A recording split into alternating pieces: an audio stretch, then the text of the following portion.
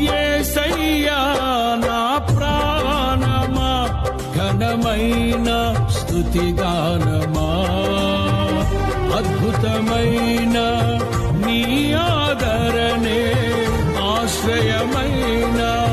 నీ సంరక్షణయే నన్ను